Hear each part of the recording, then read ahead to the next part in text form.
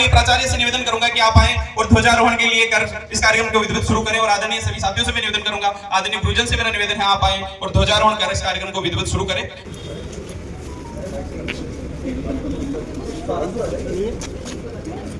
इधर से दिख रहा है।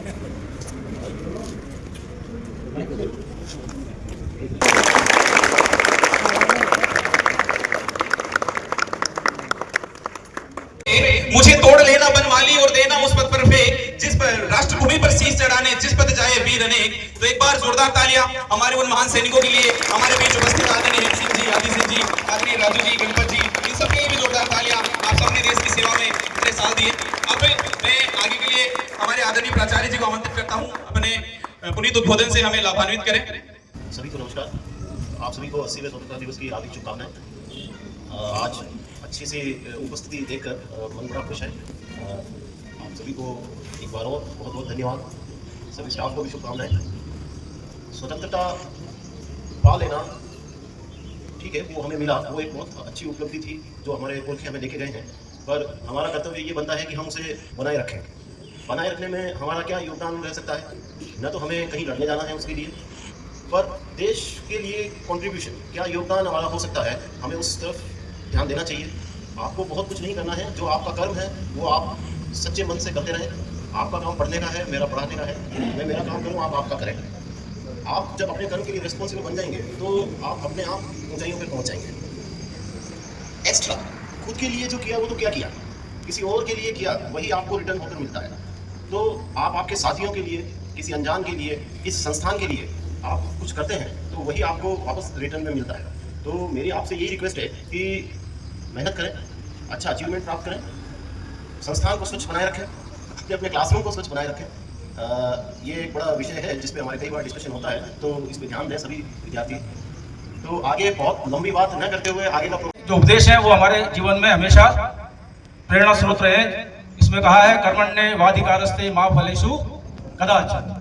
हमेशा अपना कर्म ईमानदारी से करते रहें। सबसे बड़ी देश सेवा यही है। और ज्यादा समय न लेते हुए यही विराम देता हूँ। बहुत बहुत धन्यवाद, बहुत बहुत बधाई। Thank you very much. Thank you so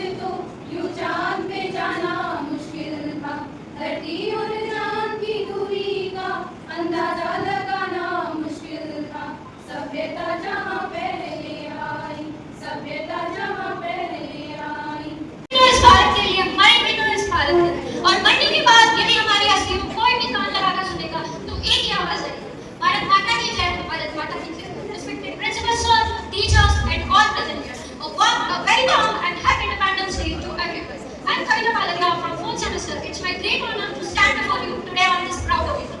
Independence is not only about remembering 15th August 1947. True independence means freedom from poverty.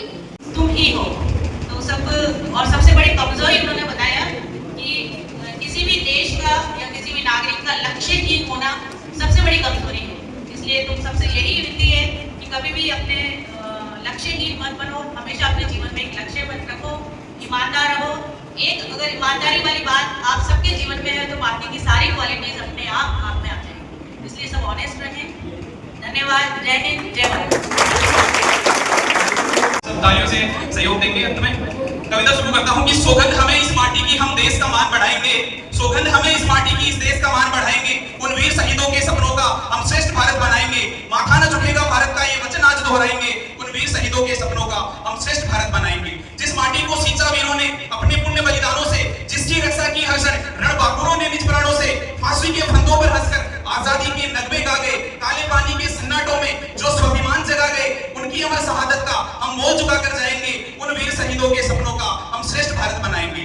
Jhansi की वो सिंगनी का वो अमर हुंकार याद रहे, बिस्मिल भगत आजाद का प्रबल यलगार याद रहे। सरहद पर जो सीना ताने बर्फीली रातों में जागे, जिनके शौर्य के आगे हर दुश्मन घबरा कर भागे, उन रक्षकों की हिम्मत को हम नई शिखर तक लाएंगे। उन वीर शहीदों के सपनों का हम श्रेष्ठ भारत बनाएंगे। ना पंथ जात की दीवारें, ना